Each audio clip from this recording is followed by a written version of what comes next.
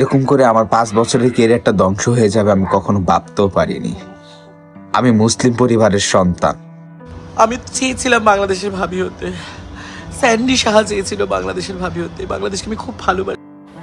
Hello guys, আসসালামু আলাইকুম রহমতুল্লাহি। Welcome to my channel Shubhra fact.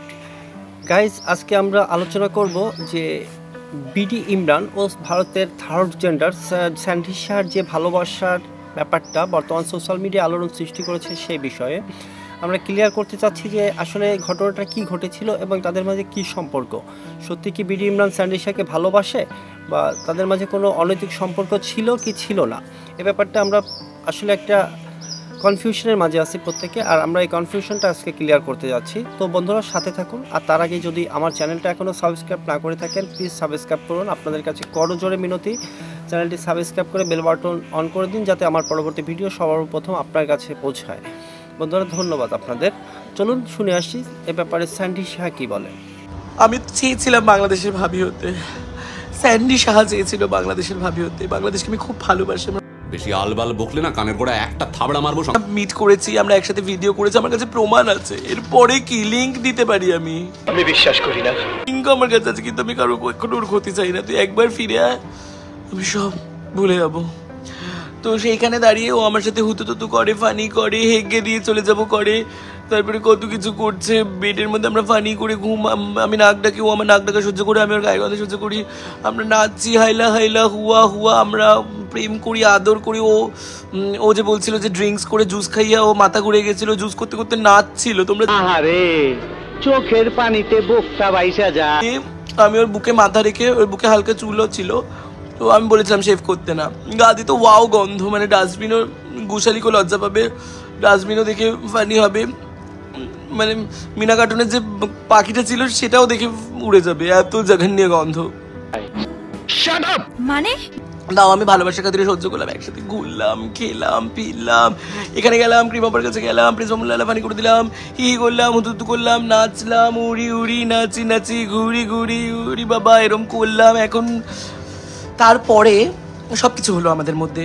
আমি এতগুলো রাত ওর সাথে কাটলাম, একসাথে আমরা থাকলাম, ফানি করলাম, মজা করলাম, মুহূর্ত, আমরা অনেক স্পেশাল মুহূর্ত। তোমরা প্লিজ শেয়ার করো, এরপরকে ট্যাগ করো। তোমরা কি চাও না বলো আমি বাংলাদেশের ভাবি হই? কিন্তু শেষমেশ আমি পুরোটাই দেখলাম নাটক। ও শুধুমাত্র আমাকে ইউজ করে ফেমাস হওয়ার জন্য ব্যাপারটা করছিল। কথা শুনে মনে হইতেছে তুমি বিরাট জ্ঞানী মানুষ হয়ে গেছো। ইন্ডিয়ান ফলোয়ার্স নেওয়ার জন্য করছিল, আমাকে বোকা বানাচ্ছিল রীতিমতো। কিন্তু হঠাৎ করে একটা ছবি ভাইরাল হয়েছিল, সেটা লাল রনি ভাই যে আছে আমার খুব কাছে, লাল রনি ভাই, ও আমাকে দোষারোপ করছে যে আমি নাকি লাল রনি ভাইকে পাঠিয়েছি, কিন্তু লাল রনি ভাইকে ও নিজেই পাঠিয়ে ভাইরাল করেছে ছবিটা। কি সাক্ষ্য প্রমাণ আছে তোমার কাছে?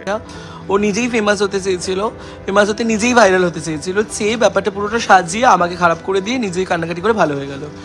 কিন্তু ব্যাপারটা যে আমার ভালোবাসা সত্যি, সেটা আমি প্রত্যেকটা ইন্টারভিউ দেখো, আমার প্রত্যেকটা ইন্টারভিউতে আমি ওর কথা বলেছি।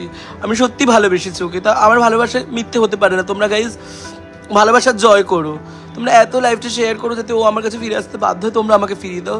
আমার লাইফে কি কোনো লায়লা আপু, প্রিন্স মামুনকে আমি যেরকম মিলিয়ে দিচ্ছি, আমার লাইফে কি কেউ মিলাতে পারবে না? কখনো এক পক্ষর কথা শুনে বিচার করা ঠিক না বা মন্তব্য করাও ঠিক না, আমরা জানি প্রত্যেকে বিষয়টি। আর এজন্যই আমরা স্যান্ডি সাহার কথোপকথন থেকে যা বুঝলাম তার পরিপ্রেক্ষিতে বাংলাদেশের কন্টেন্ট ক্রিয়েটার বিডি ইমরান কি বলে, আমরা চলুন বিডি ইমরানের কথাগুলো শুনে আসি। আসসালামু আলাইকুম। এরকম করে আমার 5 বছরের ক্যারিয়ারটা ধ্বংস হয়ে যাবে আমি কখনো ভাবতেও পারিনি।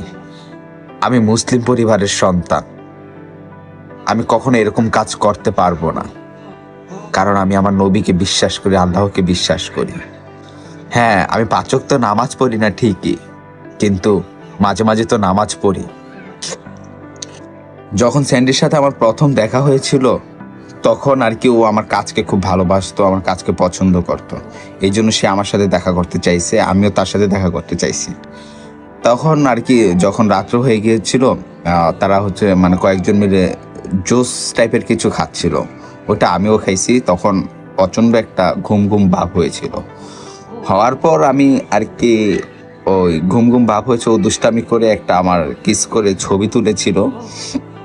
এই ছবিটা যে এরকমভাবে একটা ইফেক্ট করবে বা আমার ক্যারিয়ারের ভিতরে আমি কখনো ভাবতে পারিনি।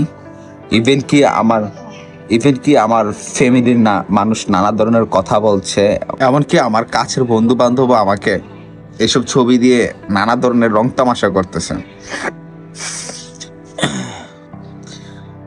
আমি সত্যি বলছি, ওর সাথে আমার কোনো সম্পর্ক ছিল না বা এইরকম না, কারণ এটা আমি মুসলিম পরিবারের সন্তান।